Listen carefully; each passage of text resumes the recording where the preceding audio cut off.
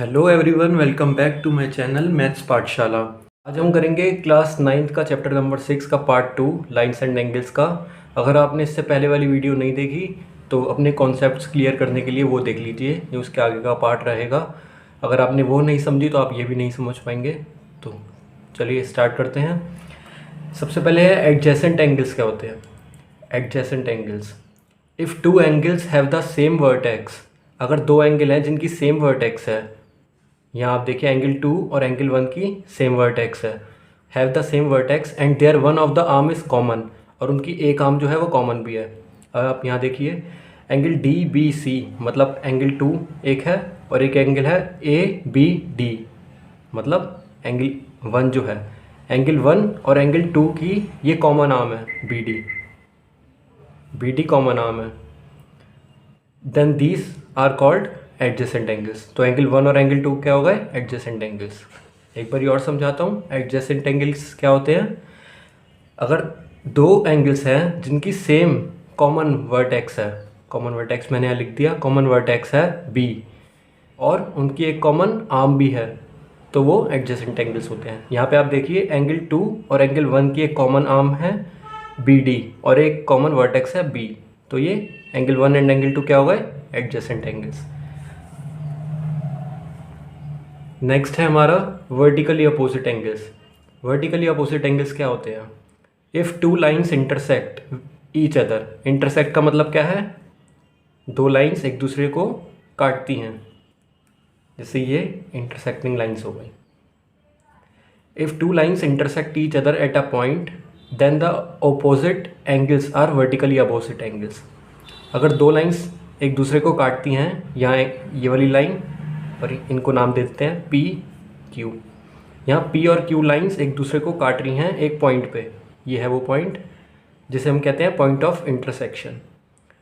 तो जो opposite angles होते हैं वो वर्टिकली अपोजिट एंगल्स कहलाते हैं। अपोजिट एंगल्स क्या हो गए? एंगल 1 और इसके अपोजिट क्या है? एंगल 2। तो एंगल 1 और एंगल 2 जो हैं वो इक्वल हो गए। एंगल 1 एंड एंगल 2 क्या हो गए? इक्वल। जो मैंने शेड कर दिए हैं वो एंगल्स इक्वल है। और एंगल 3 और एंगल 4 अपोजिट है, तो एंगल 3 एंड एंगल 4 भी इक्वल हो गए। समझ गए? वर्टिकली अपोजिट एंगल्स क्या होते हैं? जब दो लाइंस इंटरसेक्ट करती हैं तो पॉइंट ऑफ इंटरसेक्शन के जो दो अपोजिट एंगल्स होते हैं वो इक्वल होते हैं। जैसे एंगल 1 एंड एंगल 2 इक्वल है, और वैसे ही एंगल 3 और एंगल 4 एक दूसरे के अपोजिट है तो वो भी इक्वल है।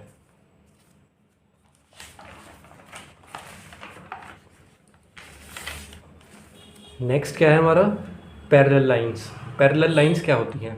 The lines which never cross each other at any point, वो लाइंस जो एक दूसरे को कभी क्रॉस नहीं करती, are called non intersecting lines. इनको हम नॉन इंटरसेक्टिंग लाइंस भी कहते हैं और पैरेलल लाइंस भी कहते हैं। दो लाइंस जो कभी इंटरसेक्ट नहीं करती, मतलब वो सीधी सीधी चल रही हैं, वो कभी इंटरसेक्ट नहीं करेंगी। अब आप कहेंगे कि एक ऐसे है एक ऐसे है, तो ये भी तो इंटरसेक्ट नहीं कर रही, पर ये आगे जाके अगर आप इसको बढ़ा देंगे और इसको बढ़ा देंगे तो एक पॉइंट ऐसा आएगा जहाँ इंटरसेक्ट करेंगी। ठीक है? तो पैरेलल लाइंस क्या होती हैं? The lines which never cross each other at any point are called parallel lines. वो लाइंस जो कभी क्रॉस नहीं करती एक दूसरे को, वो पैरेलल लाइंस होती हैं। And the common length between two lines is the distance between parallel lines. और उनकी कॉमन लेंथ क्या होती है दो लाइंस के बीच में? Is the distance between parallel lines. मतलब जितना डिस्टेंस अगर हम इस पॉइंट से इस पॉइंट के बीच में डिस्टेंस लें, जैसे हमने सी लिया, वही इक्वल होगा इस पॉइंट से इस पॉइंट के बीच डी। मतलब जितना डिस्टेंस ये है हमारा सी, उतना ही इक्वल होगा डी। और अगर हम इसे और आगे बढ़ा देंगे और उसको नाम दे देंगे डिस्टेंस को ई, तो वो भी उतना ही होगा जितना डी और जितना सी थे। समझ गए? नेक्स्ट है हमारा transversal. If a line passes through two distinct lines, अगर एक लाइन पास हो रही है थ्रू टू डिस्टिंक्ट लाइंस, यहाँ पे टू डिस्टिंक्ट लाइंस क्या है? L1 ये वाली एंड L2, ये दो लाइंस हैं, इनमें से एक लाइन पास हो रही है L and intersect them at distant points, और उन्हें इंटरसेक्ट कर रही है दोनों लाइंस को। एक यहाँ पे इंटरसेक्ट कर रही है, एक यहाँ पे। L जो है L1 को इंटरसेक्ट कर रही है यहाँ पे, और L2 को जो है यहाँ कर रही है intersect. Then this line is called transversal line. तो हम इस लाइन को क्या कहेंगे? Transversal line. तो L यहाँ पे क्या है? ट्रांसवर्सल है। समझ गए? अगर a line passes through two distinct lines, ये तो दो डिस्टिंक्ट लाइंस हैं, अलग अलग लाइंस हैं, और इनमें से अगर एक लाइन पास हो रही है और इंटरसेक्ट कर रही है दो पॉइंट्स पे, तो उस लाइन को हम क्या कहेंगे? ट्रांसवर्सल। चाहे वो लाइंस पैरेलल हों, चाहे वो पैरेलल ना हो। ठीक है, यहाँ पे पैरेलल नहीं है, पैरेलल भी हो सकती हैं। जैसे ये दो लाइंस पैरेलल हैं, उनको अगर इंटरसेक्ट कर रही है एल लाइन, तो ये एल जो है वो भी ट्रांसवर्सल होगी। और यहाँ पे जो है पैरेलल नहीं है, तब भी अगर ये लाइन इंटरसेक्ट करेगी, इसे ट्रांसवर्सल ही कहेंगे। नेक्स्ट है एक्सटीरियर एंगल्स। अगर एक ट्रांसवर्सल दो लाइंस को काटते हुए जा रही है, इंटरसेक्ट करते हुए जा रही है, तो एक्सटीरियर एंगल्स क्या होंगे? यहाँ पे एंगल 1, एंगल 2, एंगल 7, एंगल 8, जितने भी एंगल्स बाहर की साइड है उन्हें हम एक्सटीरियर एंगल्स कहते हैं। जैसे एंगल 1 जो है बाहर की साइड है, एंगल 2 बाहर की साइड है, वैसे ही एंगल 8 और एंगल 7 जो हैं वो बाहर की साइड है, तो इन्हें हम क्या कहेंगे? Exterior angles. एंगल 8, एंगल 7 मैं इन्हें शेड कर देता हूँ। शेडेड एंगल्स क्या हैं? Exterior angles.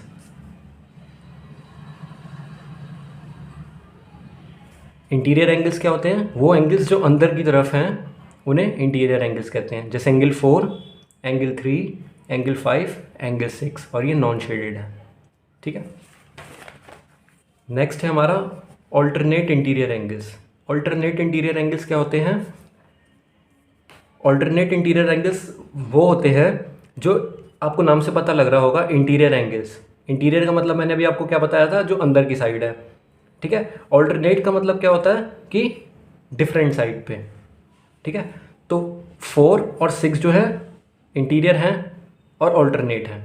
ठीक है, 4 और 6 ऑल्टरनेट इंटीरियर एंगल्स हैं। वैसे ही इंटीरियर तो 3 और 5 भी हैं, तो 3 और 5 भी ऑल्टरनेट इंटीरियर एंगल्स होंगे। ठीक है, interior angles on the same side of the transversal. Transversal ये है, इंटीरियर एंगल्स अंदर वाले एंगल्स हो गए, पर ये कह रहा है ऑन द सेम साइड, मतलब इसी साइड पे। तो 4 और 5 जो है, 4 और 5 जो है वो interior angles on the same side of the transversal हो गए। ऐसे ही सेम एंगल 3 और एंगल 6 जो हैं वो interior angles on the same side of the transversal हो गए। ये जितने भी मैं आपको चीज़ें बता रहा हूँ ये आगे आपके काम आएंगी इस चैप्टर में, तो इसीलिए इसे अच्छे से पढ़ना। अगर आपको कोई भी परेशानी हो तो कमेंट बॉक्स में आप लिखें, मैं ज़रूर आंसर करूँगा। नेक्स्ट है कॉरेस्पॉन्डिंग एंगल्स। कॉरेस्पॉन्डिंग एंगल्स क्या होते हैं? कॉरेस्पॉन्डिंग एंगल्स, इसमें मैं आपको एग्जाम्पल की तरह बताता हूँ। जैसे एंगल 1 और एंगल 1 की तरह ही उसी लाइन में उसकी पोजीशन पे कौन सा है? एंगल 5। अब देखिए ये भी ऊपर है, ये भी ऊपर है, तो ये कॉरेस्पॉन्डिंग एंगल्स हो गए। ऐसे ही एंगल 2 एंड एंगल 6, एंगल 2 भी ऊपर है, एंगल 6 भी ऊपर है, तो कॉरेस्पॉन्डिंग एंगल्स हो गए। एंगल 4 एंड एंगल 8 जो है दोनों नीचे हैं सेम साइड पे, तो ये कॉरेस्पॉन्डिंग एंगल्स हो गए। And angle 3 and angle 7 same side पर हैं और दोनों नीचे की साइड हैं, तो ये कॉरेस्पॉन्डिंग एंगल्स हो गए।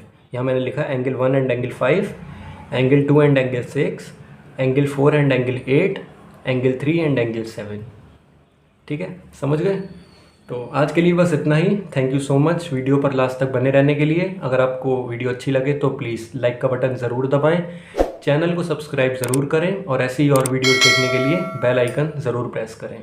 नेक्स्ट वीडियो में मैं आपको एक्सियोम एंड थ्योरम्स करवाऊंगा इस चैप्टर की, उसके बाद हम क्वेश्चंस कंटिन्यू करेंगे। Thank you so much, have a nice day.